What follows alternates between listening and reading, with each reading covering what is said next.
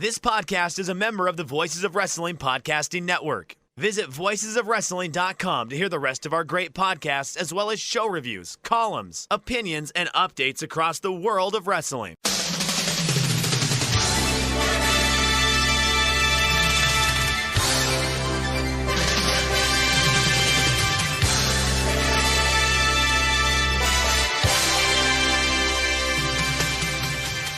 Hello everybody and welcome to the Super J-Cast. I'm Joel Abraham, joined by Damon McDonald. How's your week going, Damon? How is life in the new darkness world? It's a lot less eyeliner, apparently. Look, it's nice. We're doing all right. Well, again, no, I don't.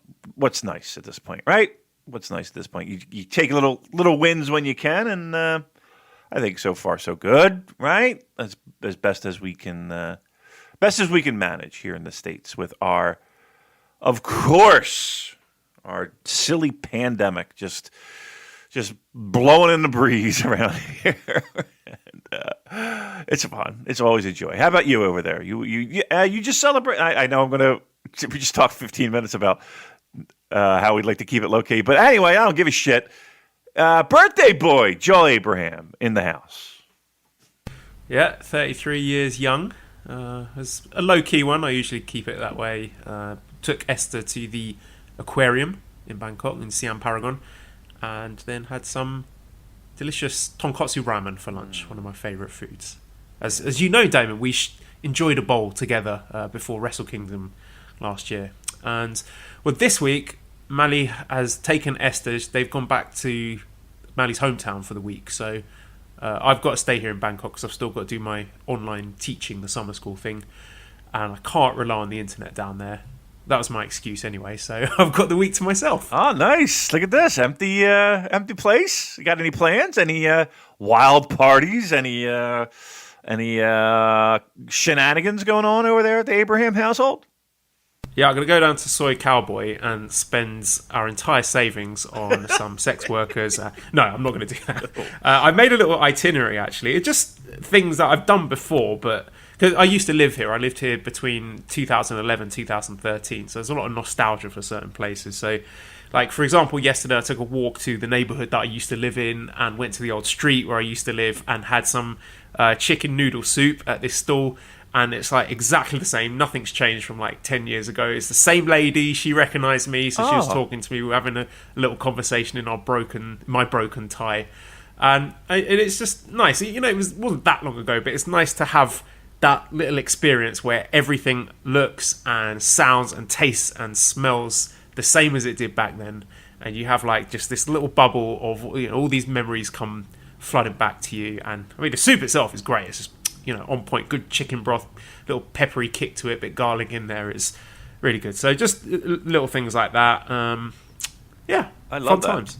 Yeah, I love that. It's very rare anymore that you get that type of experience. That's pretty cool. 10 years ago, huh? I mean, you've been all over the world, man.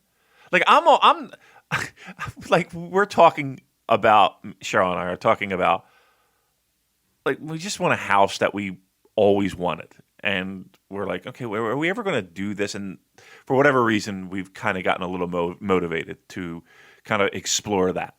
And already I have jitters leaving the house, like selling this house. Like, it's like I've been here for over 20 years. I know every quirk, but you've been all over. Like, you have that. There's something in your DNA that is.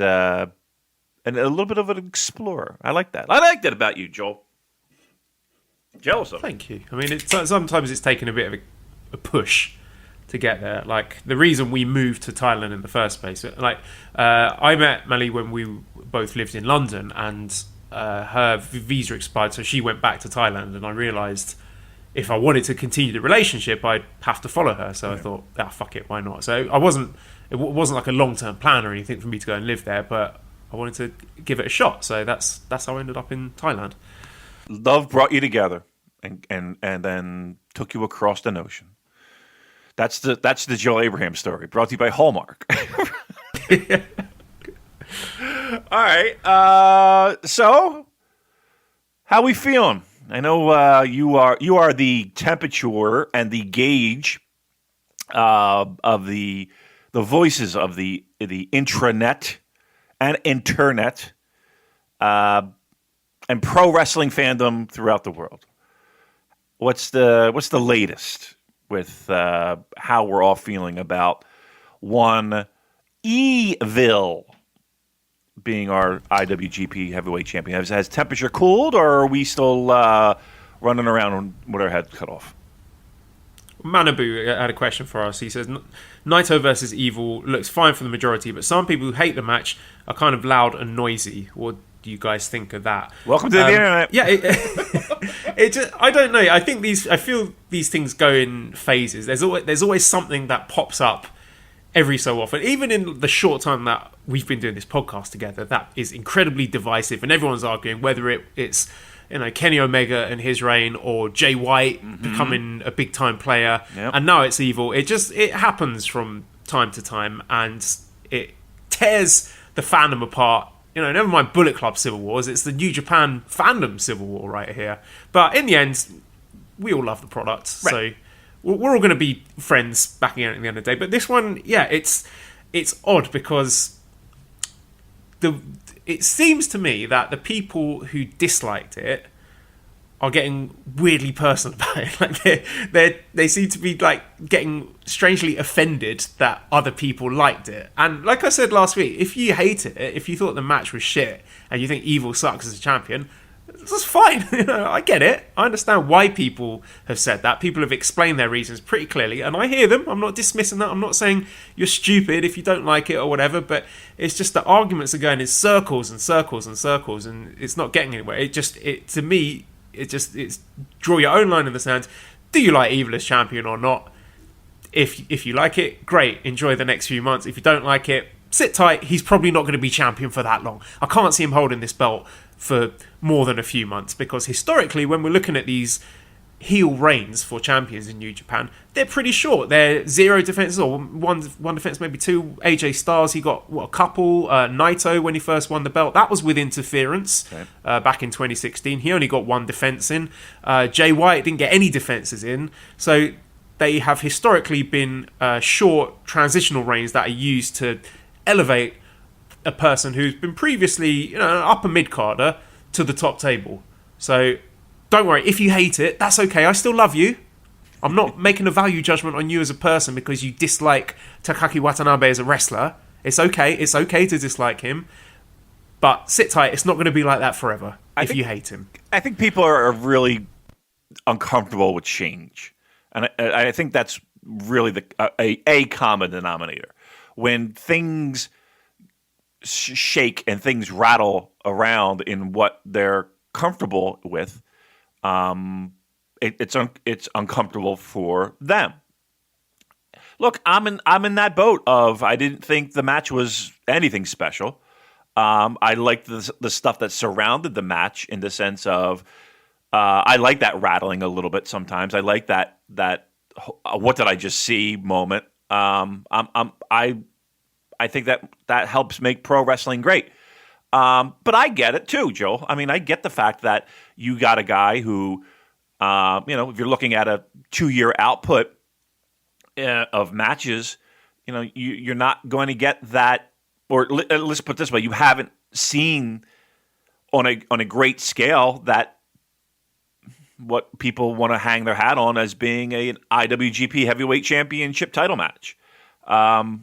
I can understand that. There's nervousness, right? Because again, a lot of people that have come over and have hitched their wagon to the New Japan train is based off of they love those epic matches, and they were spoon-fed those epic matches consistently for years.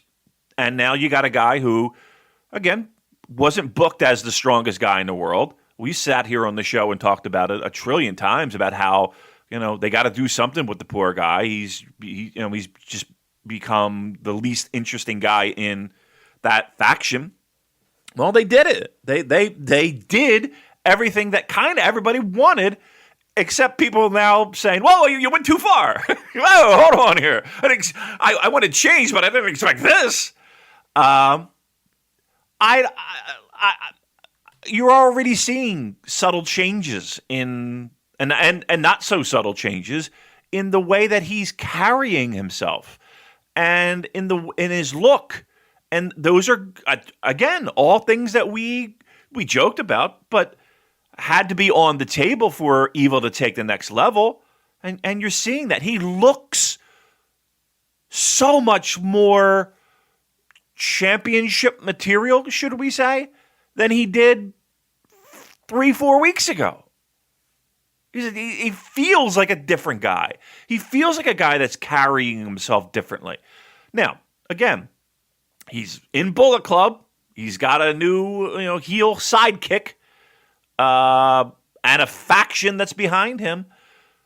So, there is a good possibility that you're going to see shenanigans, but I have all the confidence in the world that guy can deliver. You mean to tell me you put him in a big spotlight match for the world title that he won't be able to deliver against, a guy, pick a guy, Okada. I know people are now screaming, well, he didn't do it before. He lost the fucking title. That match was shit. I get it. I understand. But sometimes you got to kind of take a step backwards to take 2 steps forward. That's the way I see it when it comes to the match quality stuff.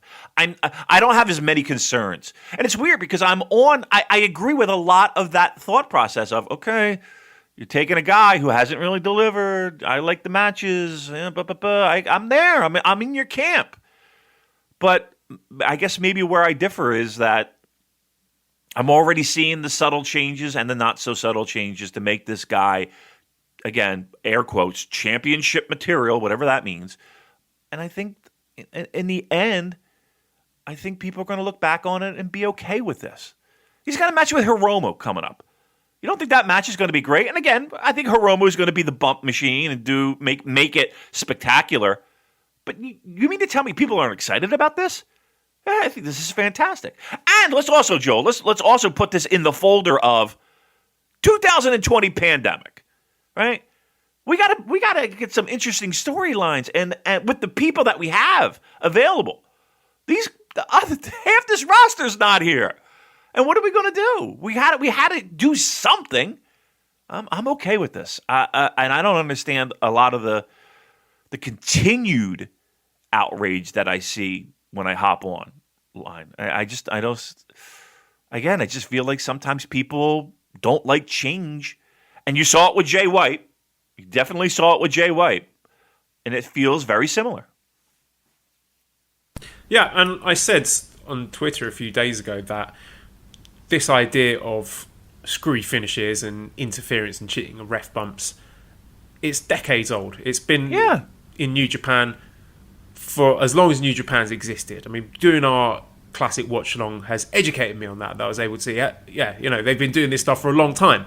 Doesn't mean it's good, and I'm not saying that they should be doing it more or doing it all the time, but just the way some people have come to the table and said, oh, they're changing it, they're making it a more Americanized style with bullshit. It's not accurate, because that's always been there.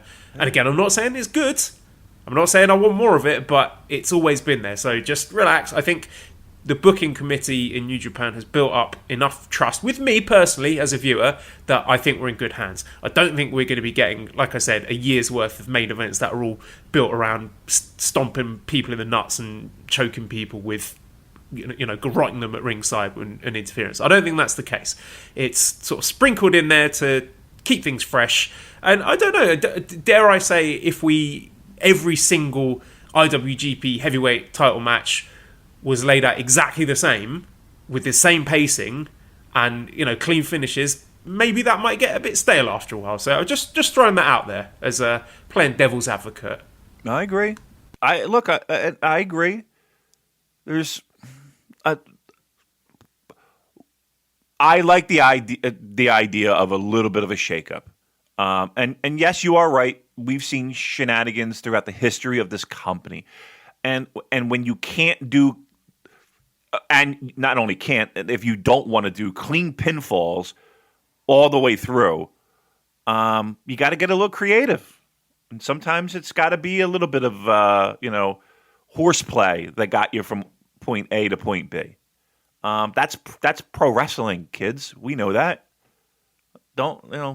Again, there are. I mean, how do you tell that story otherwise? How do you tell Right. the story of this perennial mid-carder, Evil, who chokes in the big matches, finally being able to put it all together and beat, Sanada in the semi-finals and Okada in the final and Naito in the title match back to back? If he had won all those matches clean, would there be part of us thinking, huh? What's Right. going on here? Right. Why are they burying all these guys or whatever? Right. Right. There's a price you have to pay for clean finishes, and that is the devaluing of people. Now, again, people can point to like 92, 93, 94, all Japan. Okay, but that has a shelf life to it. And you see how long that can last. And again, I'm not saying we turn New Japan into fucking DDT. I think people have this purity for this heavyweight title that here's the thing. I get that if you're a fan of this product and you're coming over from some other fandom that you were disappointed with and frustrated with and challenged by, and you come over here and you find this fucking warm place, and now people are starting, and now it feels like, oh my God, could it turn into what I ran away from? I mean, that was me, Damon. I jumped in Wrestle Kingdom 11 in 2017 and saw that four incredible matches back to back at the end, but specifically the title match with Omega and Okada, which absolute, is one of the all-time historic great matches, I think at least. And you watch that and you think, cool, we're going to get this every month, but you don't. I would say you get the hits more often than the misses, but it is understandable why people might parachute in. As more recent fans like myself, or maybe the kind of fan who just watches the big matches, you drop in for the Wrestle Kingdom and a Dominion and a G1 final, and then this year you drop into Dominion and you get in the Dick Stomps and Dick Togo choking people out, and you're thinking, hey, this wasn't what I signed up for. Right. Would you rather have a Dick Stomp or have Antonio Inoki fake a concussion with his tongue hanging out and have Hogan win the title? What would you rather have? Yeah, or stupid double count outs where right, no one 960 wins right where you have a 20-minute match and then all of a sudden you tumble to the outside and brawl in the crowd every fucking time because you got to protect people. Listen, I love the old classic stuff. You trust me, you're talking the old classic Damon. I love it. I got fucking gigabytes of fucking hard drive that I'll pop on all the time. Love it. Can't tell me that the fucking All Japan from 1980 to basically 1991 too. Every fucking big match was disqualification. One of the biggest matches in their tag team tournament. What was it, 82? Funks against Snuka and Brody. And who comes charging out with them? Stan Hansen. Who gets involved in that match? Stan Hansen. Who clotheslines Terry Funk so they can roll around in the streamers outside while Dory Funk gets brutalized in the ring? Fucking All Japan. It's one of the most historic classic matches in the history of pro wrestling. It had bullshit and shenanigans. I mean, again, I'm not talking about it was a dick punch or anything, but you get my point, right? Look, I think everybody can take a deep breath.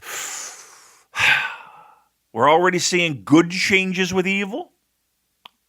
Let's wait until we get to Sengoku and Hiromu, which I think will be a fantastic match. That's the other thing, isn't it? It's been a week. It's been champion for a week. Right. That's what that's really the biggest thing. It's been a week. Again, people are projecting their worries. And I get that people do that. I understand. And they're trying to ward off the evils, pardon the pun, that may occur. It's been a week. It's been a week. We can, and it hasn't been a terrible week. Yes, okay, again, that match I'm not going to put in one of the greatest championship matches of all time. Of course I'm not. They were away for 3 months. They told a story of turning evil within a New Japan Cup that we never thought we were going to see. We had months of storyline build in a tournament. What do you want them to do? And again, half the roster's sitting at home. And he ain't coming back anytime soon. The other things that I've seen proposed, like, let Naito have a few filler defenses. He defends the title against Goto. He defends the title against Kojima or whatever. If that happens and you get that was a really good 4-star main event, nice clean finish, good title defense for Naito. What have you achieved by the end of that? A title defense. That's all you have. And again, the idea is preposterous if you told me this sitting in the Tokyo Dome this year. And trust me, you could have probably told me anything. I would have believed it, the state I was in. But if Joel, you said, hey, while you were elbowing me to wake up, hey, guess what? After this fucking Wrestle Kingdom shit, we're going to shut this down for 3 months. You ain't going to see it. There's going to be nothing. But I mean, I would look at you and be like, you're insane. They had to come back with a big splash. They can't just come back with shows. Shows ain't going to do it. They didn't even know if they were going to have fucking people in the building for a lot of these until the last minutes. Look, they had to come back and what bigger splash could they have come back with aside from like maybe fucking Tanahashi turning heel? Give me another idea with the roster that they have that would be as big a fucking splash, have people talking about than this. Not even just within New Japan, within the pro wrestling world. People are talking about this. Still talking about it. We're still talking about it. That's the goal, isn't it? And I know people are going to say, well, we're talking about it in a bad way. No, trust me, you're not. For all that you're talking about it. Name me anything, Joel, in the past 4 months, 5 months, 6 months, that's non-COVID related. We're not talking about wrestlers getting sick or why are they running shows and all that. That has gotten as much juice than this title change. No, I can't. I completely agree with you. I think we've laid out our reasons pretty clearly why we think it's a good thing. And again, I think might be reaching the point where people are digging their heels in. And if you are steadfast against Evil being champion and Evil's matches, then I'm not sure there's anything that either you or I can say, Damon, that's going to persuade people at this point. So we'll just wait and see what this Hiromu match looks like. And our friend John Carroll came up with what I think could turn out to be a pretty accurate prediction that I want to try and make sure I quote them properly so I'm not getting this wrong. If you just bear with me a second. Must be heavy. Let's get every word.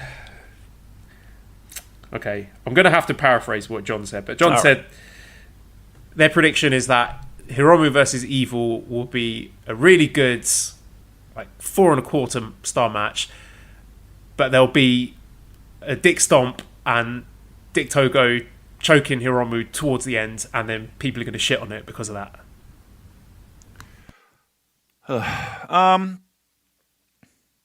I'll be the first in line to tell you that I don't want a Dick Togo with what does he have? Like a pulley? I don't even know what he has at this point. Like a wire, braided wire. I don't want that. I'll tell you flat out, I don't want that. But I'll tell you flat out, it's probably something we're going to get, right?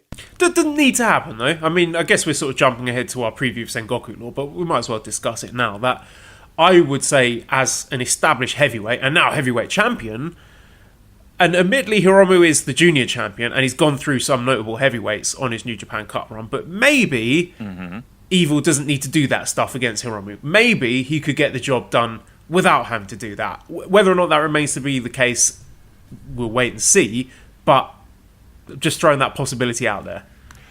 I'm hoping. I would not want that. And I think that you can book a match without having that. Look, you've established the fact that Evil is evil and he's did what he had to do to break away from LIJ and become champion. We've established this. I don't think we need to beat people over the head with I'm evil now, right? I think he can get away with, not get away with, but I think it would be a positive to not have that. That being said, I mean, Gato's track record isn't the fucking best when it comes to shit like that.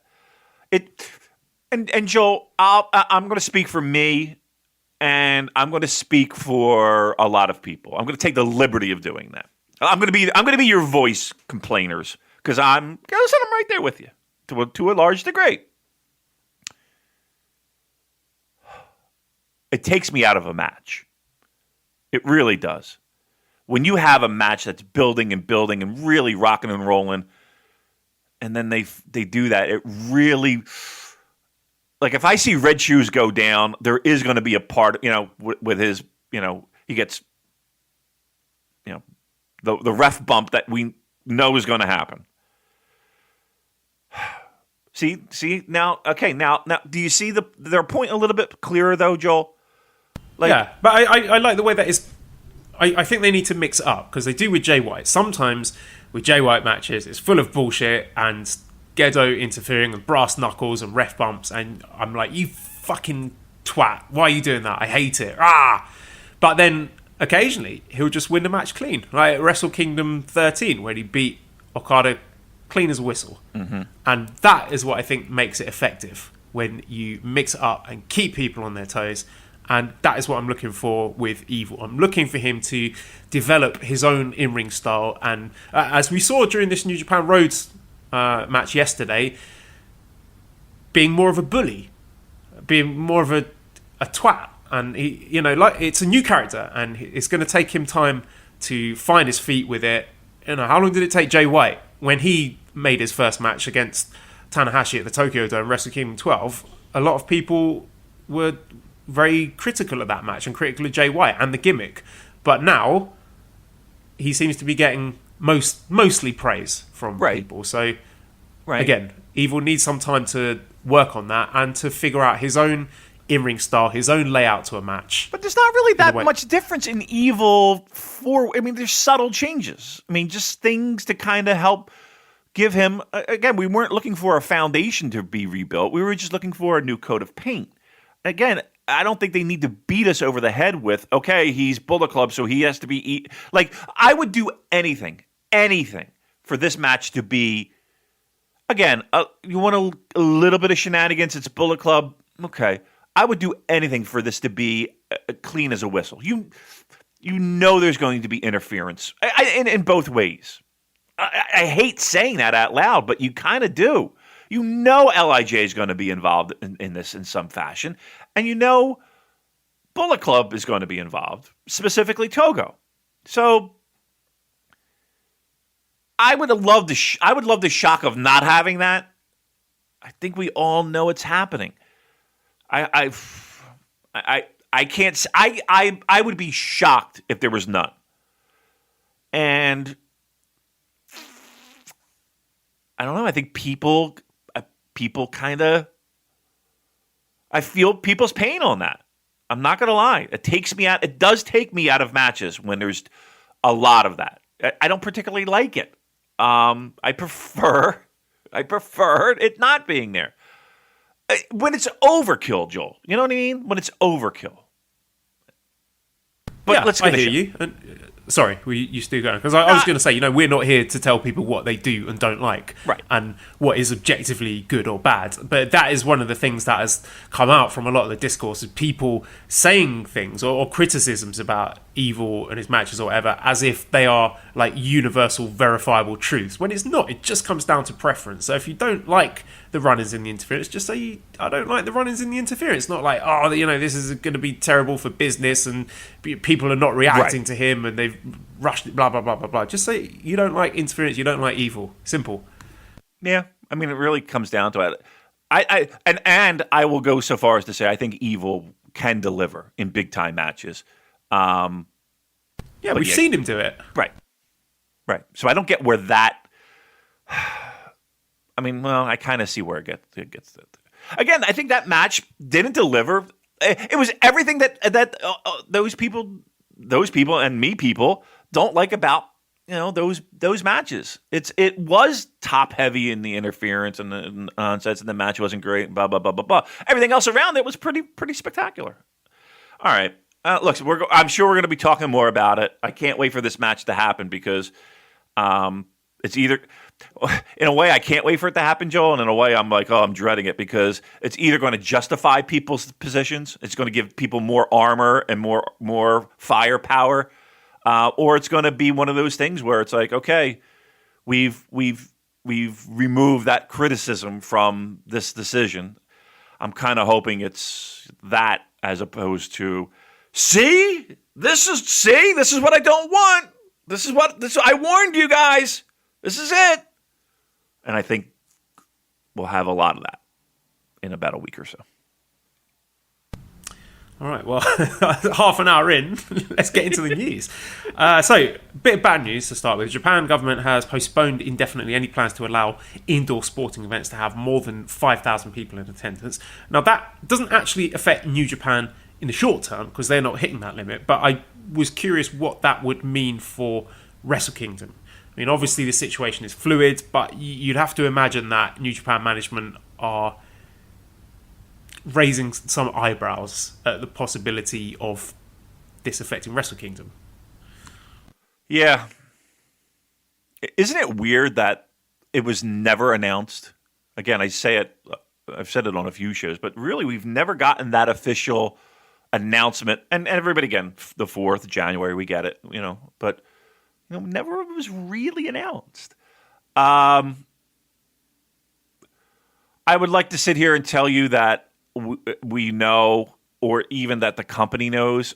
I'm sure they have contingency plans for both, where if, everything settles down, we're okay, let's go with the Dome, or plan B of, we're booking this arena or this venue that's smaller, but we can only fit so many people in safely.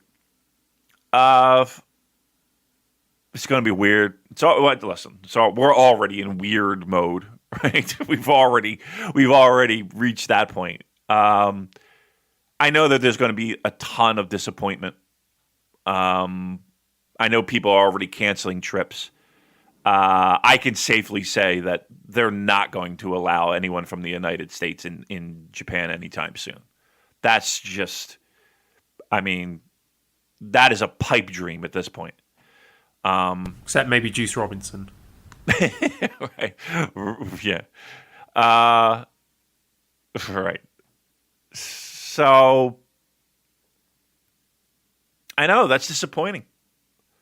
That is disappointing, to say the least, because there's going to be a lot of people that count me as one of them. I'm one of those people that look forward to that trip every fucking year, and I think I know in my head it's not happening this year, and I'll be watching it from the comforts of my couch this year, not because I don't want to be there, but because I don't think they're going to let anybody in.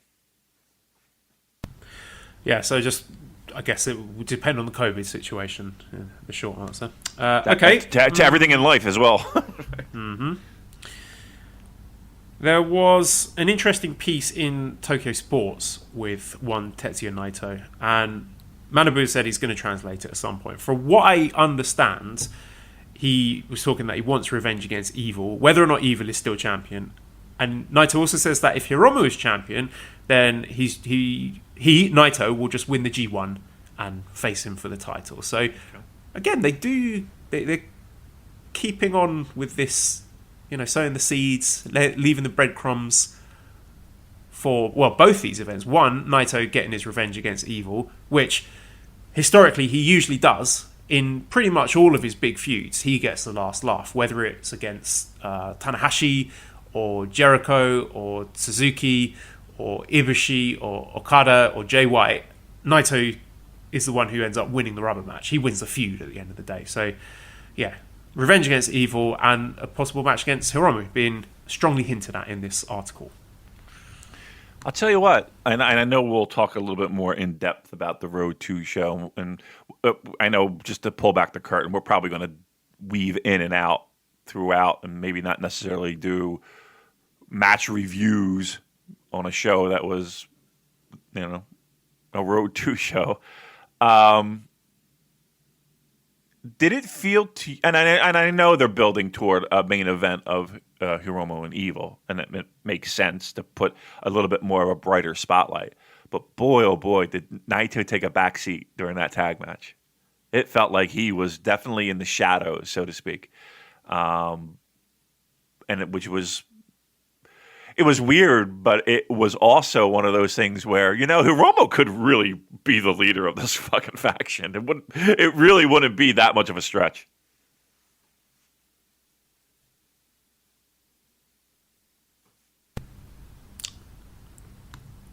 You still there? Yeah. Oh, I just stopped. sort of weirdly stopped mid-sentence. No. The intonation of your voice made me think you had more to say. That was okay. it. Well, let me jump to a question then from Daniel, who says, any chance you guys have heard anything about Naito's health? Seems like he's hurting pretty bad. Do you think he might be ailing somewhat? Because, Dave Meltzer's always talking about his knees. And, of course, we saw that big story towards the back end of last year, the interview on New Japan website where Naito had those serious problems with his eyes. He had the big gnarly eye operation. Yeah. Do you think there could be any truth that maybe Naito's days are numbered? I mean, I don't know. I mean, it could be, right? It could be a factor in the haste of getting the title off of him. I think it really would depend upon what we see from him in the future, in the sense of, are they putting him in spotlight matches? Is he going to be in tag matches? Look, there are always rumors that are talked about and tossed about, and there's no way for a lot of people to get that verified. But I just jump in and say for Sengoku Lord, he's in the third match. He's in a 6-man tag match. Okay. So going from double champion to third on the card. Right. I mean, there are. I would love to know, and again, it's hard to get information like that. But yeah, I mean, I'm curious as to his health, specifically the eye injury. It feels like that seems very risky. And it seems, I mean, you just look at the very nature of taking a bump. I mean, I don't care how much you're tucking your chin. You're rattling your head each and every time. And, there's thin membranes, and I'm talking like I'm a fucking doctor and I'm an optometrist. But I would think the eye and the functionality of an eye is very delicate. So, I mean, that's the one that when we heard that originally, and he talked about that injury, I got to be honest, I was like, wow, how do you fucking come back from that? And first, how do you heal from that? Because we've heard people, I remember Elgin breaking his orbital bone.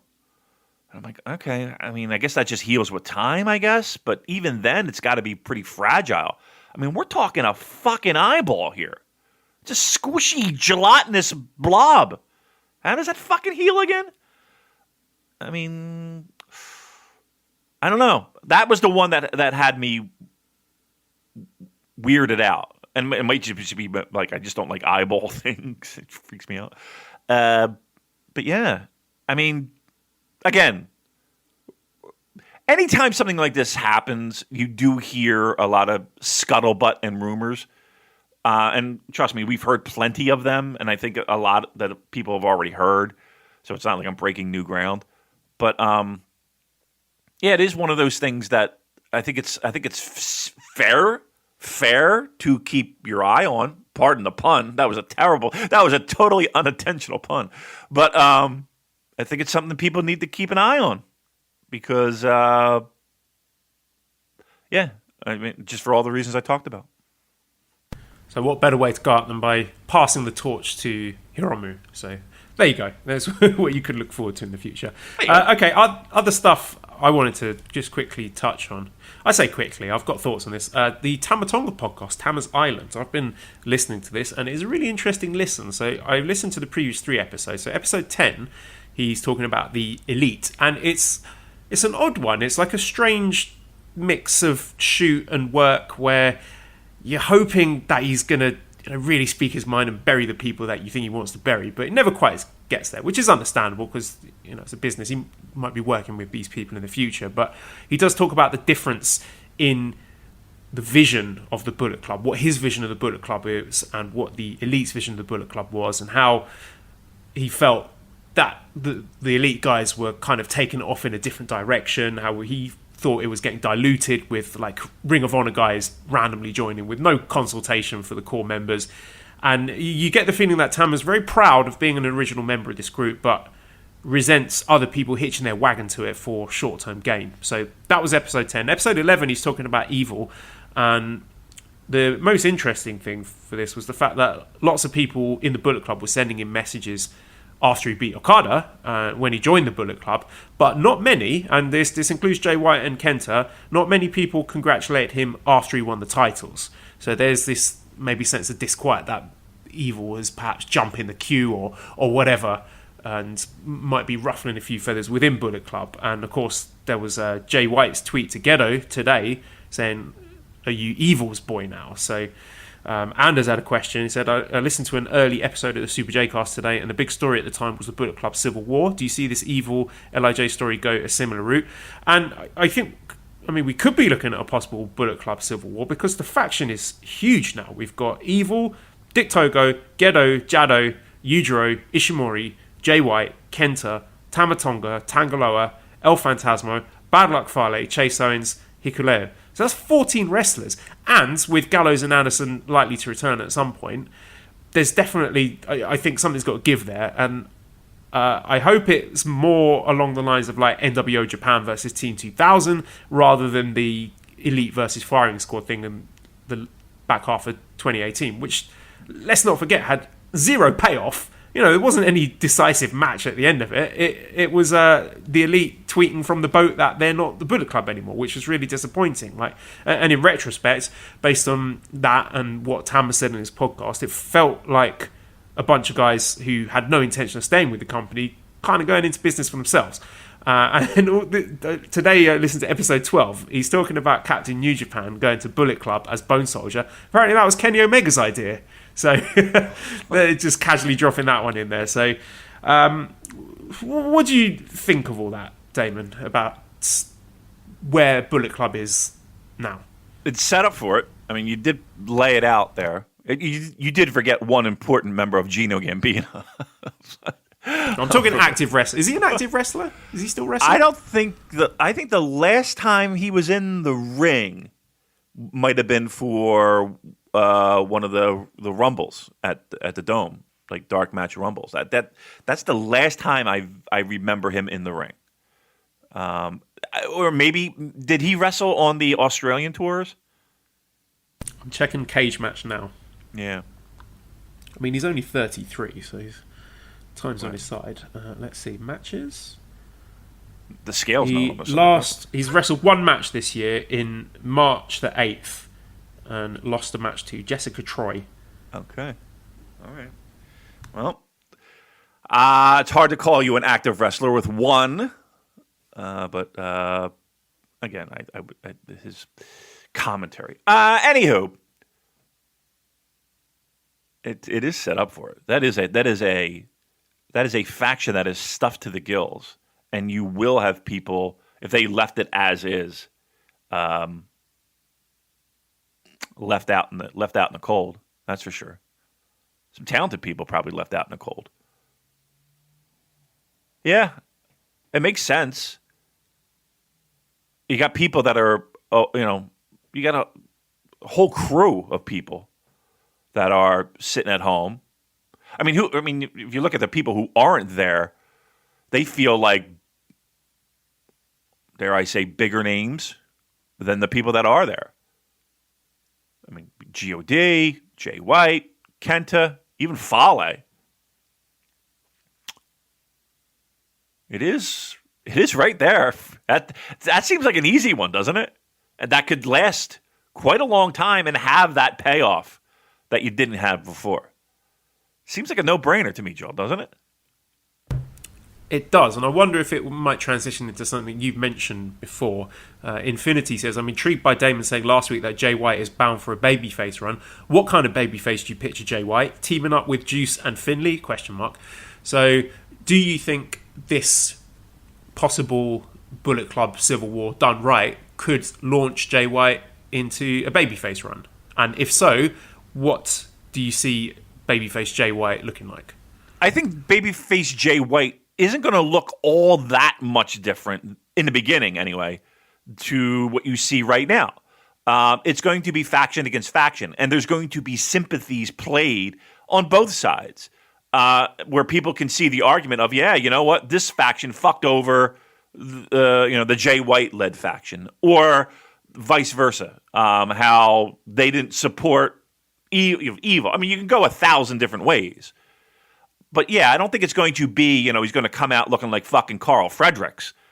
But I think people will have sympathy for them just because of the fact that, somebody's going to feel slighted.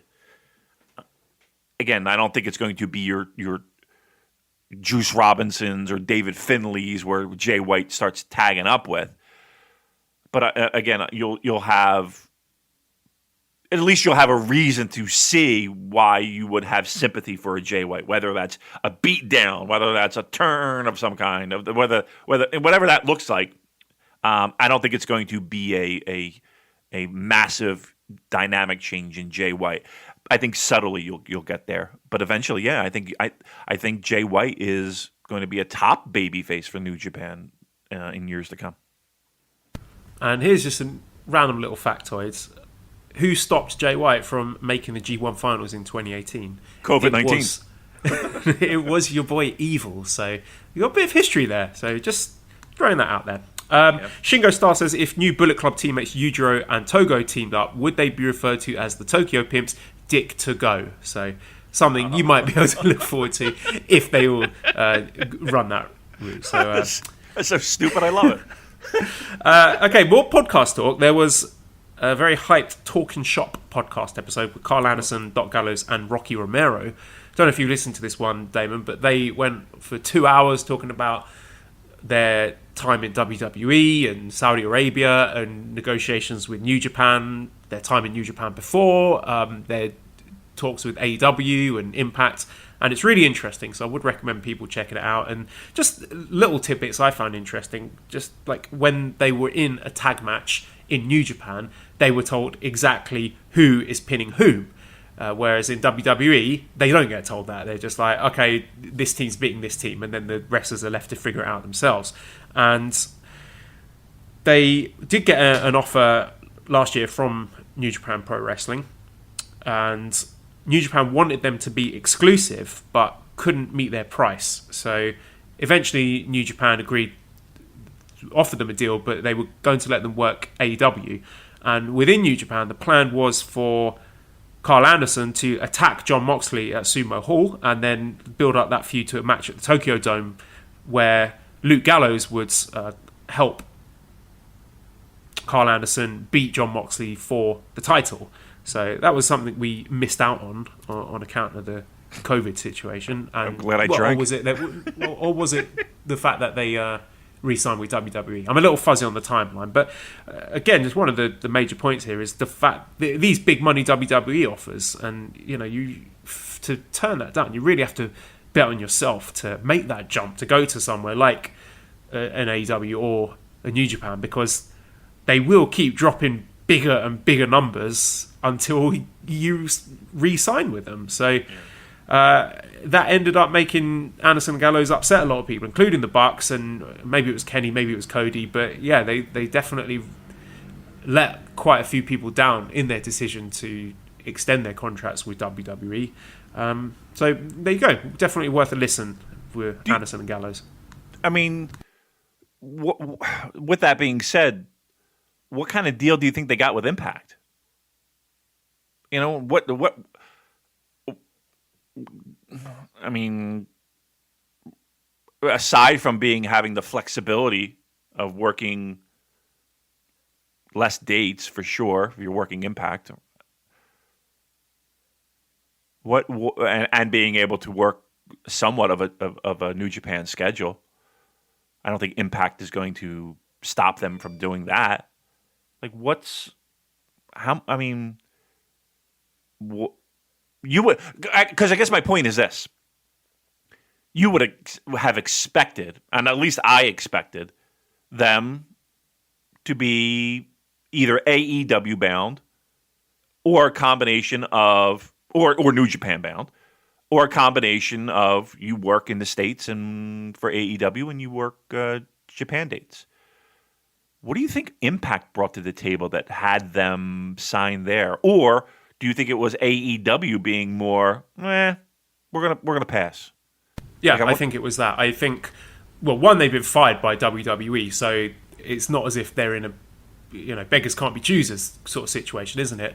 And by the sounds of things, they had disappointed and upset the AEW management so much by their decision. But basically, it sounded like they'd given them a verbal agreement. They said, yes, we're going to join you. We'll be there for the first episode of Dynamite, but then ended up re-signing with WWE. So gotcha. I think the impression I got is that as things stand, they're persona non grata with AEW. And I would argue that AEW don't really need them. AEW got a pretty stacked tag division as it is. It looks like they're doing okay there.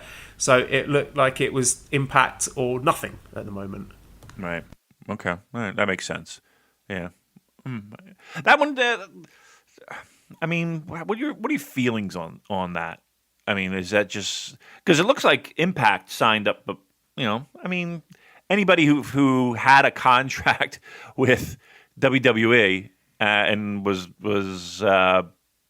hit by the recent roster slashings found a home at Impact.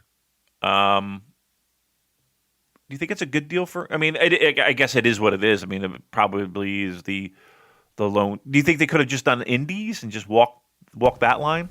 No, I think it's just a short-term thing until, well, I say short-term, until they're able to make it back out to Japan. Yeah. Right. And I'm sure the pandemic has a lot to do with it, because who the fuck's running shows besides AEW and WWE at this point? In the States, that is. You're pretty limited. I mean, technically they could go, dojo shows whenever they do those tapings in California, but yeah, your options are pretty slim right now when it comes to finding work. What are you going to do? They almost had to sign with Impact. They were giving them money, but here's the thing: they got a pretty sweet deal with WWE. If they were smart, and again, we're talking about pro wrestlers, mind you, but. If they were smart, they put a little bit of money aside, put a little money in the bank to kind of take care of themselves during these trying times. But all right, there you go, Anderson and Gallows.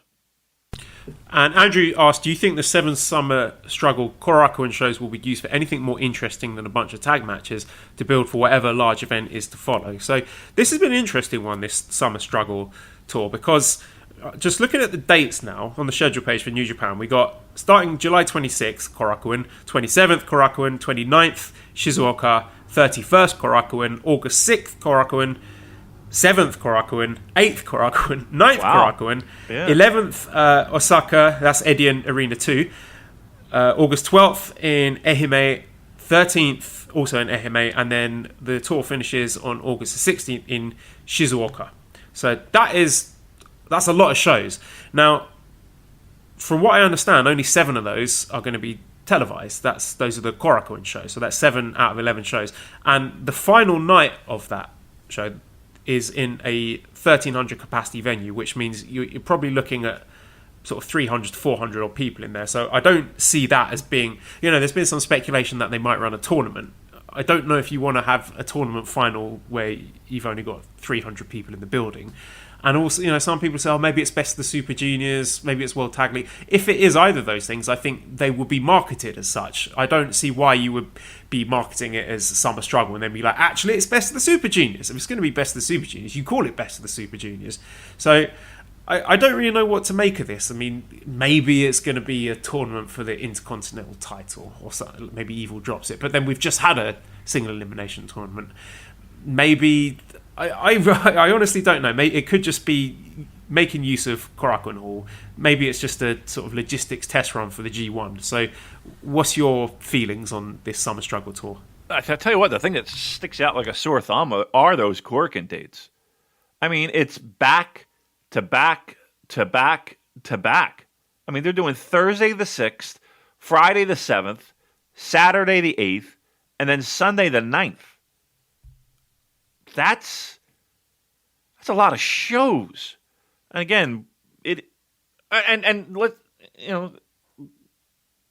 that doesn't even include that Sunday, July 26th and 27th shows. They're at Korakuen Hall 1, 2, 3, 4, 5, 6, 7 times. 7 times, Joel, between the 31st and the 9th? I mean, I get that does stick out like a sore thumb, doesn't it? You're not going to take. Have we ever seen anything like that? I mean, that might just be building availability. Okay, and again, we love to speculate. We love to kind of find holes and shit and see if we can fucking decipher the code. 7 shows in one building in, a week and a half span? Well, the last time Korakuen was used with such frequency for shows where they were selling tickets was February 19th, 20th, 21st and 22nd, which was the Tiger Hattori retirement event, 2 New Japan Road shows, and then the Nakanishi retirement event. And I remember we were looking at those 4 back-to-back things thinking, maybe there's going to be something here. It's going to be a tournament. And it turned out, apart from those 2 retirement things, there wasn't much going on. So do you think they would run these 6 Korakuen shows with just multi-man tag matches? Or do you think there's going to be some sort of long-arching tournament? I mean, maybe you could throw some title matches in there, have a tag title match, 6-man match, never title match, and spice it up a bit? Or do you think there's going to be something more overarching? I hope there's something. I mean, again, let's not forget about the 26th and the 27th, Sunday and Monday, back to back. They take a little break. They're away. The 29th, Shizuoka, and then Friday. Excuse me. Friday the 31st too. And then it's the 4 days in a row. Wow. And again, that doesn't include the Osaka show that follows those Korakuen shows. And then here's what's weird. And again, I know that we're talking about limited availability to buildings in the sense of we can only stick so many fans in there. And I'm sure demand will far outweigh supply. So maybe they're doing this to appease those fans you might not be able to get in, the one big show that we could have had, but we'll split it up between 4 shows to make sure that we're satisfying our audience and giving them shows. Possibly. This feels like something more is up their sleeves with this summer, what are they calling it? Summer struggle? I like the fact that they're doing that too, by the way. Back in the day, they used to name the fucking tours. Summer Heat Night Struggle. Whatever the fuck. Gonna be a struggle watching all these fucking shows, Damon. I know. And here's the thing, Joel. Here's my biggest challenge. Sports are coming back. Joel, Arsenal are good again in the FA Cup Arsenal final. are good again, right? I got hockey coming back. Joel, you better get on board with this hockey shit. There's one day. There's a weekend. That weekend of August 1st. So where that Friday the 31st, Thursday, or excuse me. Okay, that's not that bad. So I'm looking at it now. But anyway, that weekend, that first weekend in August. I know I'm all over the place, but August, that first weekend, Friday, Saturday, Sunday. There are 71, I believe is the number I counted, 71 sport events that weekend between all the hockey that's coming back, all the basketball, all the hockey that's coming back, all the basketball, all the baseball, 71 events. I'm not leaving my couch, let alone my house. I will be wearing an adult diaper, and I will not be doing that. All right. Anyway, getting back to New Japan. I'm gonna say that is oddly placed. Let's put it that way. To have that many shows at Korakuen, so close together. 4 we've seen. 7. Again, not back to back, but throughout this tour, 7. They got to have something up their sleeves. They got to have something up their fucking sleeves. All right, well, let's look at the show that took place yesterday, which was New Japan Road at Korakuen Hall. We're not going to go through this match by match. Just a few things that stood out to me.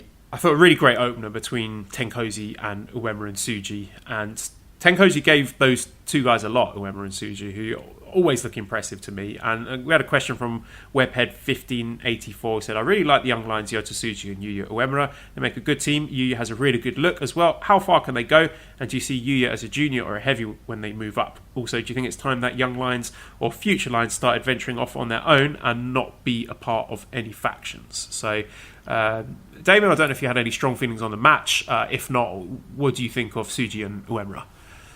I mean, Yuya is tailor-made for stardom.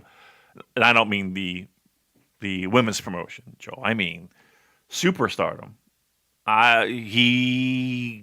You know how I always talk about how young lions, where it's like, okay, technically, okay, everybody's sound, right? There's nobody that's really shitting the bed when it comes to the technical aspect of being a young lion. And then you're kind of just looking for personality, and you're looking for something, a connection, or an it factor, or whatever the case may be. Or maybe somebody who's just like head and shoulders above the rest when it comes to the physical part, in-ring stuff. Both those guys, I would say, I would circle. Like, to me, before Carl Fredericks became the baby face that he is with his tassels and his red gear and his earring, I would put those three guys in the mix for, okay, these guys are no doubt surefire home run future stars. And I stand behind that right now. It's of all the young lions, I would say Yuya is probably first on my list, followed closely by Yoda. Name me two better guys. It's hard to do. I mean, Gabriel Kidd, maybe Clark Connors. I'll stick with that. I'll stick with the guys in that opening match. Let's put it that way, as future stars, and I think the odds are in my favor. Okay, third match we had Sanada Shingo against Doki and El Desperado. The reason I bring that up is because the story was Desperado going after Shingo's knee, which I assume is going to play heavily into their Never title match, which we'll get on to previewing soon. And also because El Desperado was again referencing Shingo being like the no fun allowed PE teacher. So I thought that was pretty funny. What else have we got here on this show? We had what looks like Yuji Nagata and Minoru Suzuki resuming their feud. And Renegade Dugong says, is Suzuki versus Nagata already the feud of the year? So I don't know if I'd go that far, but I'm definitely excited to see them having another singles match, which it looks like they're going to do at some point, Damon. Nobody's complaining about that, right? Especially coming off the cup. Again, give him a little time. I know Suzuki was a little under the weather. Hopefully he's, well, let's put it this way, at least he's fit enough to participate with no worries about anything COVID related. So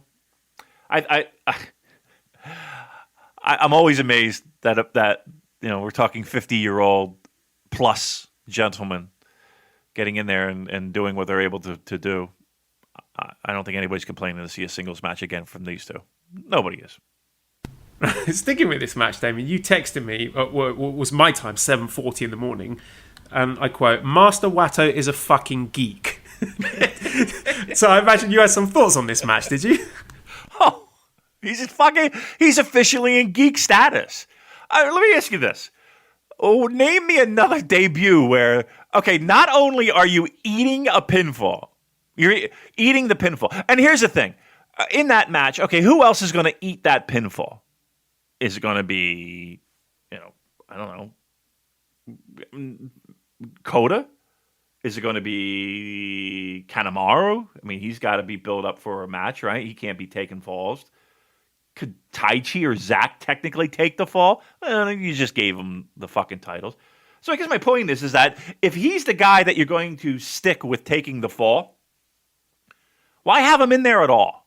Like, did you have to shoehorn him into this match to fucking have him take the fall? Yeah, so he's got a little story. I think we should celebrate the fact that he has a little story going where he's feuding. He's going through the members of Suzuki-gun. He's taking them out one by one. Is he? He's gone through Doki. Next, he's going to go through Kanemaru, and he's going to go one by one until he takes out the king himself. All right. Well, listen. First, he's got to not take fucking pinfalls in multi-man tag matches, number one. That would be the first step. Not only a pinfall, Joel. Again, clean as a sheet, shall I say. No shit, no shenanigans. Fucking ate it. And then, but before that, I don't even know what he took to he got pulled up. He was dead to rights. Kanemaru pulls him up, hits him with something else, pins him clean as a sheet. Why not throw in a fucking a King Kong Bundy 5 count while you're there to totally fucking squash this geek? I've never seen anything like it, Joe. I've never seen anything like it. Have you seen his renders on the New Japan website? On the profile page. I mean, I could hop on real quick. I'm going to send you the link. And all right. Okay, let's see. Does he look terrible? Does he copy just and send look an image to you? Right, does he just look like a total fucking boob? All right, here we go. It's coming via the internet. Space. I can't wait for this, to be honest with you. Fucking. I mean, like, again, I'm not off base here. He's a fucking boob at this point, right? A lot of people really like him. Look, I just think you can like him. Okay, pictures here. His Talk cock, to me. it's literally he's showing like he's showing off a new pair of tight jeans. It looks like he's showing off his ass with this gigantic kick, and he looks like he's struggling. To be honest with you. All right, that's and then the next one is him with the back fist again, and he looks scared. He looks like, I'm going to hit you with this if you don't step away from me. Is this a joke? You know what I mean? Like, is this some kind of rib that we just don't know about? Like, what, where are we with this cat? This is fucking, he's beyond geek. It's almost like they're pushing so hard on the fact that he is a fucking boob that that's the whole point. It feels like it can't be. Joe, am I out of my mind on this? Like, he just feels like in a month's time, he feels like the most worthless fucking guy on the entire roster. Bordering. Or, I mean, he's been memed to death, right? Like, that's sign number one, that you're a fucking geek. That you've been memed beyond, like, it stopped being funny 10 minutes after it started, but okay, we're still on that kick. Okay, meme, great, ha ha ha. Yeah, well, Master Wato, King Wato, you're gonna win everything. You're hilarious. Now it's gotten to the point where the company's kind of on board with it. What am I missing, Joe? Help me. And I know you said it's for the kids. Even the kids are like, fuck this guy. You're going to be like throwing trash at him as he walks out to the ring. Tomatoes. Yeah. I mean, no. Blue wanker. right. Giving him the finger. What am I missing, Joe? Help me with this fucking Master Wato shit, because the match that I saw, he was jabberoonie. Yeah, I'll just say what I said before. I think he is a really talented wrestler, and I believe that he will figure it out and make it work, and he'll find his spot on the cards where he contributes something of value. But he's a funny looking guy, and he's not very confident, and I think the gimmick matches that, to be honest, and so does the booking. Yeah, nobody's doing him any favors. I mean, if you were to redesign another outfit, where is there an outfit that exists or a haircut that can make this guy look like a badass? Because I don't think there is. No. Is there? And would that help him to carry himself with more confidence? I don't think it would, because he looks kind of, I think a really good pro wrestler, but a bit nervous, I think it's fair to say, which is fine considering that he's still relatively early on in his career. But given those two things, one, that he looks like a bit of a geek, and that he's a bit nervous, I think the gimmick is perfect at this point, and so is the booking. So there you go. All right, let's do this. Get at your Pro Wrestling Illustrated, kayfabe time. You're a fan of pro wrestling. You're watching this product. Who's a bigger star right now, Carl Fredericks or Master Wato? Like, who do you think, like, okay, that guy's a tougher guy? Obviously Carl Fredericks, but what's your point? My point is that here's Carl a guy Fredericks is like twice the size of him, like, body of a Greek god, incredibly good looking, intensely charismatic, just bursting with confidence. They're totally different people. Like, they could not be more different. Well, again, a lot of those attributes every pro wrestler should have, right? A lot. I mean, especially one who's been getting fucking 4 weeks of video packages for him. Build up to be something special. Comes back from excursion again. I'm sorry, I did not look at those silly vignettes of him running through the forest doing karate kicks, thinking this is something special. This is something to get excited about. Even then, it was very, very cheesy. Name me another fucking pro wrestler that gets that kind of support with those videos debuting. Moxley? El Phantasmo, Ishimori, Hiromu, Jericho, Jay White, and they're all better than. Well, I don't know. Maybe some of them not, but I was going to say they're all better than Kawato, but that could be a bit harsh. But here's the thing: in ring, I really feel like Kawato is solid at minimum. I think he's very solid, and trust me, when he left on excursion, there was nobody talking about that. Everybody had high hopes for this guy. All right, okay. If we're handing you the book, Damon, if you are in charge of re-debuting Hirai Kawato, what does that look like? What would you have done differently?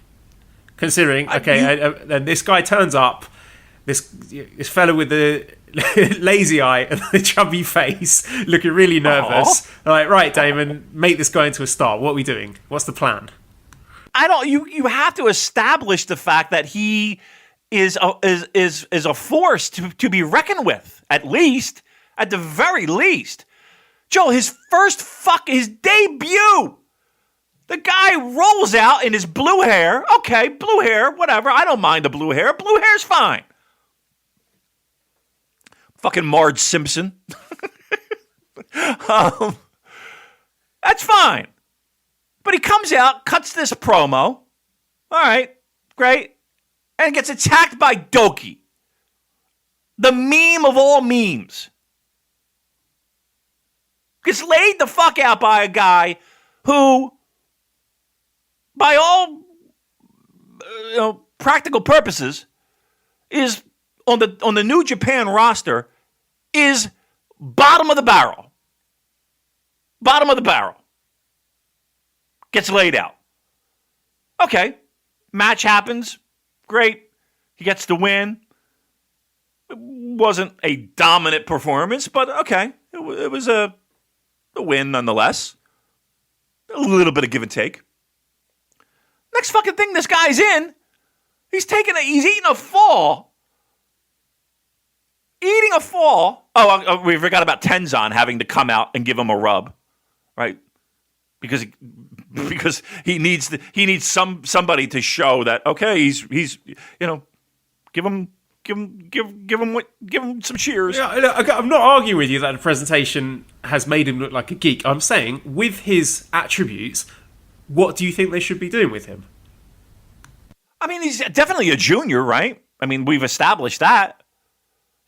He again, I don't care if you put a mask on the dude. If it's the facial expressions that are giving people the issue and the confidence issues, then fucking hide it. Give him a gimmick, give him a mask, give him something, right? I mean, if that's a challenge, then do that. Nobody has a problem with that. But I just think that you need to establish him as a credible threat, and that isn't. He's doing jobs to guys who. Why do you have to establish him as a credible threat? He doesn't look like a credible threat. Okay, well, I mean, I don't know what the fuck the gimmick's going to look like. Who knows what it is? But here's the thing: I don't even think it's the gimmick itself. It's how the gimmick is presented. I don't care if he comes out in blue. The blue doesn't bother me in the least. It really doesn't. It's the fact that I can't. Why would I even give a fuck about him? He's getting his ass whipped. Funny. Just looking at him makes me laugh. His little face. He does look adorable, doesn't he? He does look. Oh. I just want to give him a hug, Damon. I know. And that is worth something. He's got. I feel like non-meme-ish. I feel like I have a connection with him. I want to see him succeed. I feel bad when he gets beaten up, and I want him to win matches. So that's got to be worth something. Do you think? All right. So let's talk about the gimmick. Do you think the gimmick? He walked into the office, right, in the middle of Tokyo, right, excited to be back, right, and they wheel out. We got something for you, big guy. We got something for you, Master. And you can feel his heart sink in his chest. And he looks at the fucking gear and he's just like, what? I gotta do what? What? Do you think he's like that? Look, and here's the thing too. If we turn back the hands of time, Liger wasn't too thrilled with the fucking debut gimmick that he got, right? The fucking guy couldn't even see through the mask, for crying out loud, at the Tokyo Dome. It wasn't like he was, it wasn't like that went over like this is the greatest gimmick in the world. It took time, and it took time for him to kind of grow into that role. It wasn't like it was a home run right out of the fucking gate. This seems a little bit more dire to me. All right, I think we spent enough time talking about it. Let's move it on. I want to talk about Dick Togo. What did you think about the spoiler, Dick Togo, and his Che Guevara look? The spoiler? To me, he's playing the role that to me, you wouldn't bring him in for any other reason than to have that type of person in another Bullet Club faction, right? So when there's a split, there is that grimy, and we'll call it manager type, that will be available to Bullet Club. Like, to me, that's what that screams. So with Geto more, and he's still holding up the fucking switchblade, and he's still hanging on to keeping people and reminding people of Jay White. To me, that's why you bring in a guy like Dick Togo. Like, what other reason is Dick Togo in this promotion aside from being that character in another version of Bullet Club? Yeah, well, he's a good wrestler. I like Dick Togo, and I'm looking forward to seeing him, hopefully, in some singles matches. You know, Dick Togo against Naito or against Hiromu or something like that, because I think there is more value. I think there's a lot of value to him in ring as well as in his managerial role. Yeah, I mean, I don't see him going. I think he's more managerial role, and he'll play roles in 6-man tags and stuff like that, being able to fill in gaps. I mean, much better than what they have now. People playing that role, Jado and all that. But yeah, I mean, I see him being more of a manager than an in-ring competitor. And then moving on to Evil, who has, well, it's not a skirt, okay? So this is, I'm going to find this question right. So this is James on Twitter. He said, Evil's costume, Teries. And this is spelled Pteruges. So that's like the sort of Roman gladiator, Roman soldier style skirt thing that he had before. The flaps. Okay. The flaps. Yeah, right. The correct term, Teries. So Evil's costume, Teries, or should I say Teries or Terry? No, I'm changing James's question there. And James said, yes, I also had to look that word up. And James, I had to look at how to pronounce it correctly. So there you go. Connell says, thoughts on Evil's new entrance theme, getting serious Castlevania vibes, and it's easily one of my new favourites. And Eric says, more than winning the title, says losing the tassel, not tassels, they're terriers, from his pants made Evil a legit main event player. So yeah, he came up with a slightly different look, and I thought he looked great. Like we said at the top of the show, I think he's a guy who's carrying himself like a champion, like a new person, which is great to me. And I enjoyed this match. Just little touches. The fact that, you know, he didn't use the STO, the Evil move on Hiromu. Like, you know, Hiromu wasn't worth it. He just sort of he set him up for it and then just pushed him away like a piece of crap. No selling Hiromu's chops. I thought his facial expressions were really great, just like really, disdainful sneer with his boot on Hiromu's neck. So just the whole presentation of Evil, I think, has come on in leaps and bounds. Yep. And again, a lot of the things that we said in the past that might be holding back Evil from taking next level jumps, got rid of that fucking sickle thing. Got rid of the robe, got rid of the eyeliner. He looks like a badass. He looks really fucking great, actually.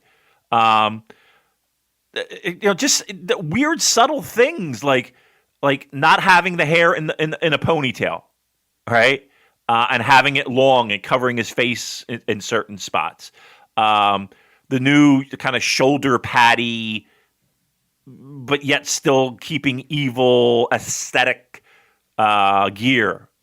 I think he looks fucking sharp. It looks good. He looks legit. Like, to me, everything that we talked about that he needed to do, he's done. And people are up and on. He must be a listener, Damon. He must be a listener. Maybe he is. Who knows? But I think, look, presentation-wise, I'm a fan right now. I'm a fan presentation-wise of Evil. I think he's like some of those promo shots, Joel, you've seen online. They look fucking great. Like, he looks like a badass. No joke. I was staring at those for a very long time, thinking, this guy's great. I was kind of falling in love with him a little bit because he looks like much more of a hunk than he did before. And now he's got this little smirk that he does. He's showing more a range. Again, just in a week. But the improvements, both subtle and not so subtle, I'm a fan of, man. I'm a fan. Well, let's get into the Sengoku Lords preview. So this is going to be on this Saturday, July the 25th. Now, before I start, there's an interesting historical bit of context here, which is on Reddit by Super Smart Brothers. Sengoku Lord historical parallels. At the upcoming New Japan show, Evil will be defending against Hiromu, who seeks to avenge his fallen leader Naito. This is a perfect echo of the Battle of Yamazaki from Japanese history Sengoku period.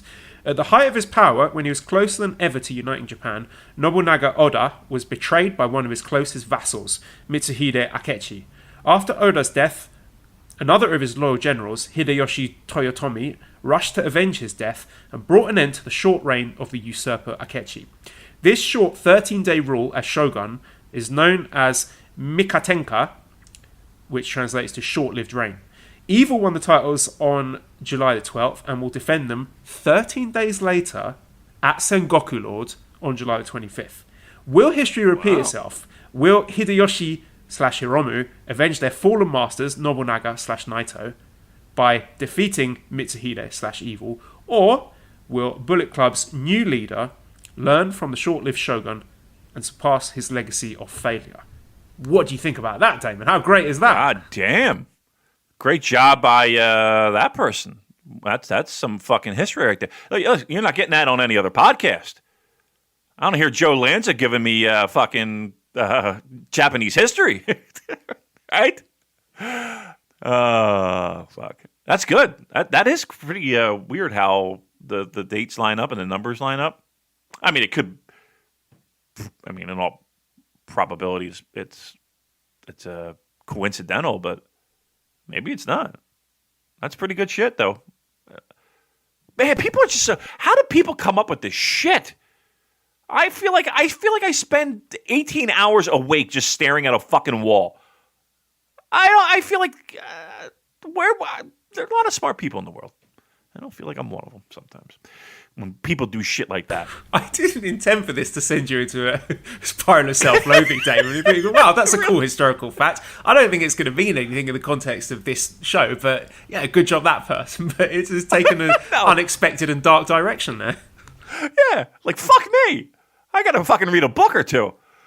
Hey, speaking of read a book or two, I saw that you read your best pal's article on the turning of Evil. You gave it a little retweet. I saw that. Yeah, Emily Pratt. It was really good. She laid out a lot of the things that I thought worked about the Evil turn, and I think was a good voice for people like us who, and a lot of LIJ fans who think that the power and the creativity with that storytelling trumped the deficiencies in the match. So yeah, really good job there. Yeah, we're best friends now. What the fuck? What are you doing? I give people props when they do good work. What can I say? All right. Turncoat. Andrew Rich is like, what the fuck, man? Just kidding. Andrew, go read Shogun. Yeah, go read a book, Andrew. Come on, please. All right, Sengoku Lord then. Right, first match, we've got singles match, Yuya Uemura versus Taiji Ishimori. Obviously, Ishimori's going to win, but I'm excited. It should be a good match. And again, it's not for nothing, as you would say, Uemura being given an opportunity opening the show with I wouldn't say big singles match, but an important singles match for him. I think this will be really good. I mean, imagine this match in, say, a year or two time. This would be a fucking banger. I'm hyped for this one. This has potential to be a, I'm not going to go so far as say best match on the show, but singles match opening the show. I like this a lot. I think it's going to be really good. Second match, we've got 8-man tag Taguchi, Kojima, Honma, Makabe against Gabriel Kidd, Yota Tsuji, Toriyano and Tomohiro Ishii. This one's interesting because if you are a nerd like me and you watch the post-match interviews, there was an interesting segment between Gabriel Kidd and Togi Makabe where Kidd was getting fired up and he said he wants to face Makabe at his best. He wants 2010 Makabe, sticks his middle finger up and says fuck you to everyone. So I like the fact that they just put a little bit of extra fire into this. Well, I say they, it was mainly Gabriel Kidd. Makabe was just standing there going okay. But again, I appreciate the effort that Gabriel Kidd put into this. So I'm excited to see the face-off between Kidd and Makabe in this match, if nothing else. Yeah, I mean, that's something to hang your hat on, right? Not excited to see. Give me a reason to care, It's a small thing. I like that. That's all we need. That's all we need. That's about it. That's about it for me. Maybe seeing Yoda Tsuji against the big boys again, like Makabe, Kojima. But yeah, okay. I'll take the Kid Makabe interaction, so I'll look for that. And third match, we got Sho, Yoshihashi, Hiroki Goto against Bushi, Sanada, and Tetsuya Naito. Biggest talking point here is that Yoshihashi's back, and his injury was not as bad as some people had speculated online. So welcome back, Yoshihashi. Do I expect him to win this match? Probably not. I don't know. It's difficult to call who's going to win this one. I'm saying, well, you do have the junior element of Bush sitting in there. I think Yoshihashi was on one of the multi-man tags, wasn't he, on the last show? I remember seeing him rolling out there with Chaos. But yes, it is good to see him. In the sense of I don't want anybody to be hurt. I really don't want to see him wrestle. But you get my point. If I put a gun to your head right now, Damon, the Super J-Cast branded gun, and said, what match was Yoshihashi in for the show you watched yesterday? Yep. So that would be, I know the answer to this. It was a multi-man tag with Chaos, right? Sho was in the match, and it was it was the oh fuck me. All right, now see, I feel like I'm on the spot, and I'm trying to fucking. All right, let me just calm down. Let me just fucking collect my thoughts, and I can fucking do this. Sanada was in this match, right? Wasn't Sanada in this match? No, that was the wrong one. That was Shingo and yeah. What the fuck? All right, let me think.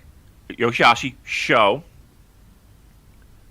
But it had to be Chaos, right? The rest of Chaos, and it wasn't Okada. So Ishii was in there. Yeah. And Yano got the win. Yes. Right?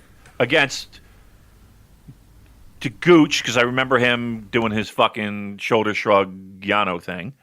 I remember Gabriel Kidd in there, right? Because he was yelling at fucking Taguchi to turn around, right? And I don't know the other two. Hodman Makabe. That's quite impressive. You got it in the end. I was trying to make a point about Yoshihashi being forgettable, but you flung that back in my face and made me look like an idiot there. So well done. No. Okay, so then we have our fourth match, which is a 10-man tag team match where we have your favourite Master Wato, Hiroshi Tenzan, Nagata, Ibushi, Tanahashi against Doki, Kanemaru, Suzuki, Zack Sabre Jr. and Taichi. So, yeah, it's 10-man having a good old time, having an old wrestling match there. See which is it team Doki is better. or is it Wato? Doki or Wato? Well, let's say Wato pins Kanemaru, gets his win back, and setting up a singles match between them at Summer Struggle. Or 7 singles matches between Summer Struggle. Best of 7 series. That'd be awesome. A little Magnum TA Nikita Koloff thing. That'd be, you know what? New Japan. I know you're listening, like you always do. Or somebody's going to run this tape over to somebody who is. Who can make these decisions. That's what we want. We want a best of 7. Magnum TA Nikita Koloff style. Master Wato versus Yoshinobu Kanemaru. Can we do that? Do we really want this? I don't know. Best of 7. Oof.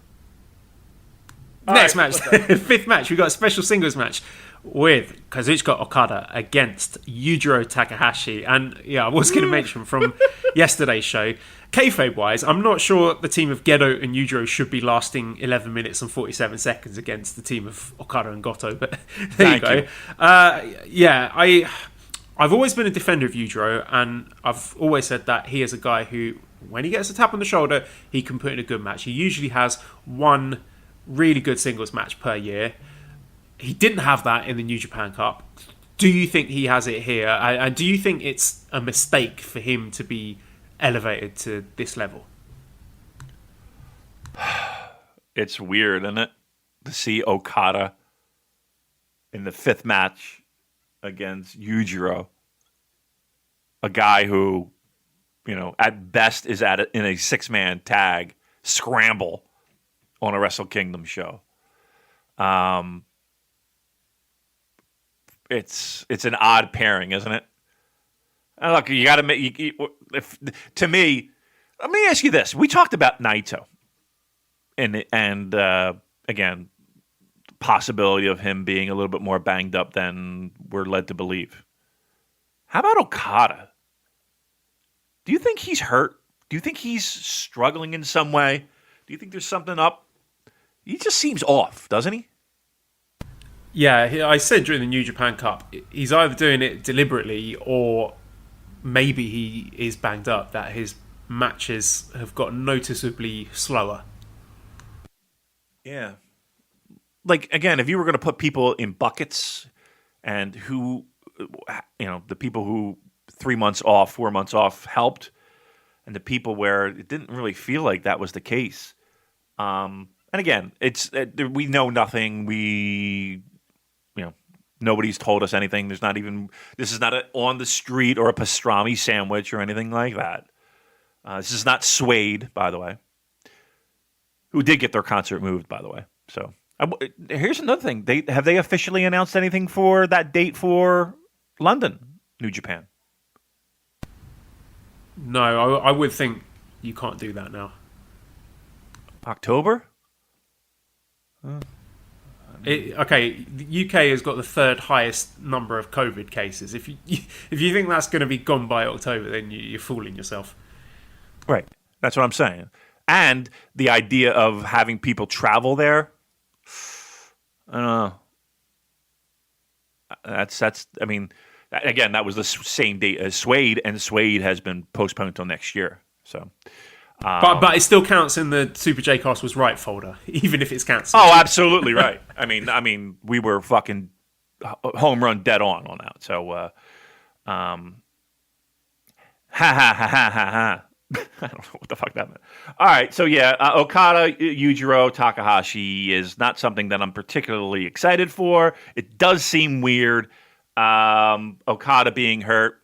I mean, we'll see. Or maybe he's just saving himself. Maybe he thinks that these buildings are half empty, so I'm not going to go all out here. Possibly. I look at this match and I think one of these people is going to be trying really hard. It's probably not going to be Okada. I mean, as much as I hate star ratings, what are your expectations for this match? I don't believe in star ratings, Joel. I don't know if you've read my online rants. I said on Discord, the big thing, I say the rant, I don't know, the speech I went on last week is far removed from me about a year ago listing off Will Ospreay cage match ratings on the podcast because I got annoyed that people were saying he's shit. But yeah, I think I've seen the error of my ways there. Listen, we get in moods with it. It's fine. It's no. I mean, I think it's. We're not going to rehash this, but we talked about it. This will not be a Matt classic. Let's put it that way. This will not be. I would be shocked if it goes above. I'll set the bar at the gentleman's 3.5. Then I'll goes over 3.5. Yeah, I agree. Sixth match, we got Never Openweight Championship match with Shingo Takagi with his 3rd defense against El Desperado. This one is going to be great, isn't it, Damon? Very excited here. I like it because it's fresh. I like it because we got 2 guys who were pretty confident that can carry the star torch, if you will. To me, the idea of this Never Openweight being just what it is, openweight, is quite possibly the sexiest title on the entire promotion. 3rd title defense for Shingo. Despy, this is, if I'm not mistaken, he's had junior heavyweight title shots, but obviously not big boy belts. I don't think we see a title change, but I think this match can deliver. I'm excited for this one. Yeah, on a show that is I can't say there's too much to get overly excited about. I'm hanging my hat on this and on the main event. Yeah, I just think it's terrific that Despy, who I'm a big fan of, is getting the rub and getting this title shot against a serious heavyweight in the co-main event, whilst there are other people lower down the cards just not doing a whole lot of anything. We're looking at guys like Ishii and Sanada and Goto and Suzuki, Ibushi, Nagato. These are all people that you could easily slide into that kind of match, but they've picked Despy for that, which I think is something to be celebrated, and again contributes to this vibe, this sort of open weight vibe we've got in New Japan at the moment, which might be a short-term thing just because of the fact that their roster is somewhat depleted. It's not hugely depleted. They've still got a hell of a lot of talent there, but it does seem that they've put the junior and heavyweight barriers to one side for now, which I think is a really good and fun thing. And then our seventh match, main event. Before you get there, yeah, just a quick yes or no. Do you think they would have done this match if we weren't in the situation we are in with COVID? No, I don't think so. I think they needed 32 people for the New Japan Cup, and that got the ball rolling for this open weight thing. Yep, I agree. All right, main event, sorry. Main event, we got the heavyweight Intercontinental Double Championship match with Evil, his first defense against Hiromu Takahashi. We've already discussed this a lot. I think the match will be really good. Question marks as to whether or not there's going to be shenanigans at the end. I would love it if there aren't. I would love to see scornful bully Evil just beat up Hiromu. Manhandle him a bit, rough him up. You're the heavyweight champion. He's a junior. Assert your dominance there. I don't think it would hurt Hiromu to lose this match clean, and I think it would do wonders. I mean, it would fucking shut up the whingers who are bitching about Evil at the moment. So I would love that. I would love a clean win for Evil to that end, if nothing else. But I think we're more likely to get some shenanigans at the end of this match, and if that takes you out of it, fair enough. You won't be alone with that. But I think it'll be a really good match nonetheless. Can I think completely outside the box? Give me a percentage of Hiromu Takahashi winning this match and becoming double champion. I think, and I love Hiromu, he's probably my favourite wrestler, but I think that would be a shame to give him that moment in a third full building where people are not allowed to cheer. I think it would be a big mistake to do that. I kind of feel that Hiromu is going to get that moment, but I think it's going to be in a packed venue, and I think you want to build up to that. So I will give you 5% chance. Okay. So it's a weird time we're in. Troubling times call for desperate measures. I don't think I'll go so far as to say it would be a mistake if they did that. That would be a mistake, just to hot potato the belt to him. Although, I don't know. How great would it be? Would you freak out if he fucking won that title? I would, but then part of me would be like, what's going on here? In a booking sense. Right. I mean, Evil was just the bridge to get it to Hiromu, I guess. Right? And then Hiromu can kind of go from there. Again, we're talking about some fucking pipe dream here. But if we're showing up for a show at 6 o'clock a.m. my time and he's winning this belt, guess what? We're doing a show right at... We're doing a show... I'll tell you what. If Hiromu Takahashi wins that title, you better clear off your fucking schedule because we're doing a show right after that goddamn show goes off the air. We will be going and sending that file to Rich and Joe with much haste. That's for fucking sure. If you think that happens, do you think that would be terrible for Evil? Would that make him look like a geek? I really think that this week 2 weeks has been tremendous for his career. It really has. It's like somebody put the fucking jumper cables on his nipples.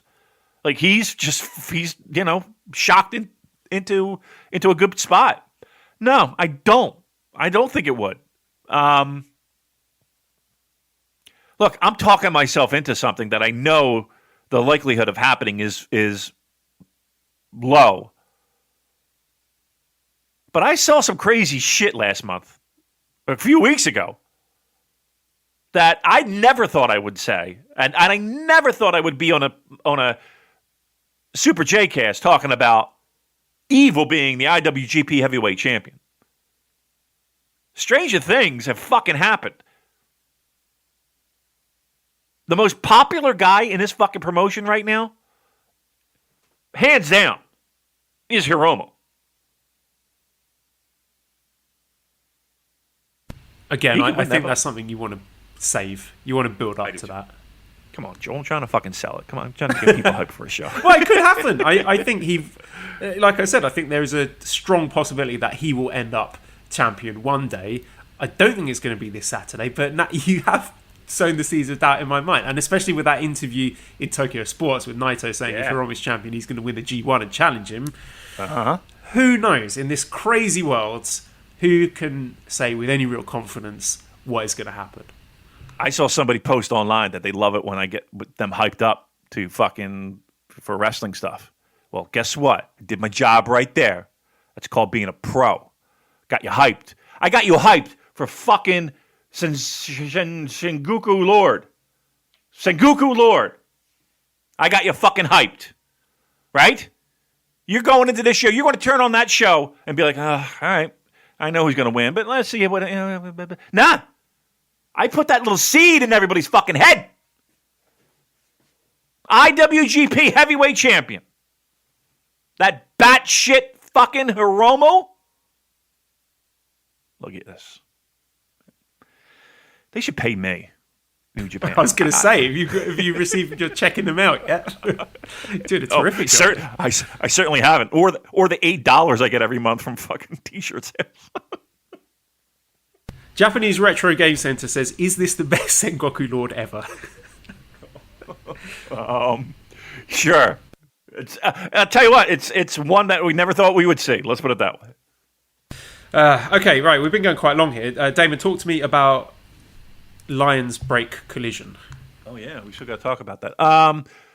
I like the presentation of it. And again, I know everybody was hyped up when NWA was doing their shows on YouTube, and yes, and they might still be doing that. But it does have that feel. Yes, exactly the same. And I wish, and I wish they would build off of that. I wish they would make it more that WTBS feel, because right now it does feel like they're just matches that are plopped in.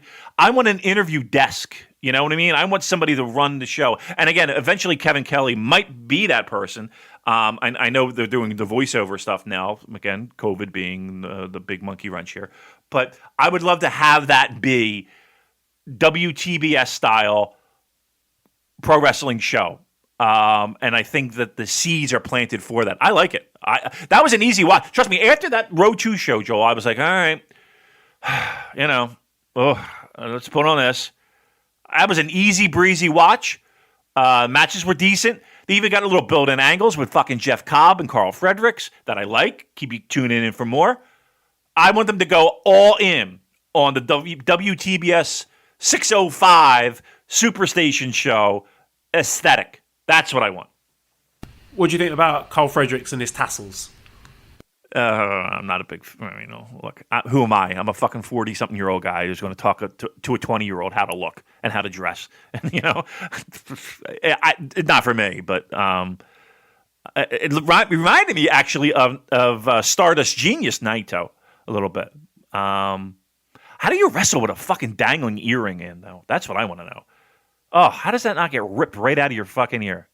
But yeah, he's that guy is in a real. I mean, barring anything terrible happening, I don't even want to say it out loud. It begins with an I and ends in a jury. He's got to rock it tied to his back. He's got everything anybody would look for in a pro wrestler. And what did you think of Tom Lawler? Or should I say there's a tweet that was doing the rounds. It was a Japanese tweet, and then with the Google Translate, it came out something like, Tom Lawler has a Tam Nakano big head, which I thought was quite funny. Steel O'Neill says, is Tom Lawler finished in New Japan after wearing blue denim booty shorts and 3-inch tan lines during his debut, or is he purposely tapping into the horny fan base and he'll rocket to the top? So what did you think of Tom Lawler? I don't know of the relationship that will be there or not be there. I don't know if it was just a one-off or a continued talent exchange. I don't know if we can expect to see Tom Lawler on future New Japan Pro Wrestling shows when the lockdown is lifted. I feel like it was a nice name to have at these tapings, but truth be told, I don't know if it was just a one-shot deal or if it's a continuing thing. A couple more questions. Flynn says, I've really enjoyed the Lions Break Collision show so far. Short matches and shows have been a nice contrast to the regular New Japan product. Do you think they should keep it going after COVID? Yes. There you go. I mean, like I said, I love the look. I love the feel. Has a very old school style. I wish they would dip harder into it and again, try their best. Do 3 weeks of tapings in one shot, but make it a fucking studio wrestling show. I think that would be the greatest thing. I would tune in every week for it. Right, well, this has gone longer than I thought it would. I do have a lot of questions, but I don't know. I feel like knocking it on the head now and quitting on a high. How do you feel? Yeah, let's quit on a high. I mean, listen, let's go out on a high note. It's 8:01 a.m., so I do have to get to work soon. But, yeah. I think we're good, right? I think we covered all our bases, and then another award-winning performance by us. Great. I'm going to go out and get myself some dinner. I wonder what I should have today. I might go to a food court. There's a big shopping mall nearby. I love Thai food courts. They're just so good. Everything's delicious. You got a free house? Uh-huh. Nice. What category are you going on tonight? What category are you dipping your toes into tonight? See where the food court takes me. Get a bit of the spice in my blood. You never know. Temperature's rising. Keep me updated. Let me know where you land on the Brazzers category. Okay, redcircle.com/shows/super-j-cast. Any monetary contributions will be very welcome. And you can find the Discord link in our show notes if you want to join in all the fun chat there for people who like New Japan Pro Wrestling. ProWrestlingTees.com/SuperJcast if you want to buy one of our t-shirts. And thank you, as always, to Editor Dan, who you can find on Twitter at LousyHero219.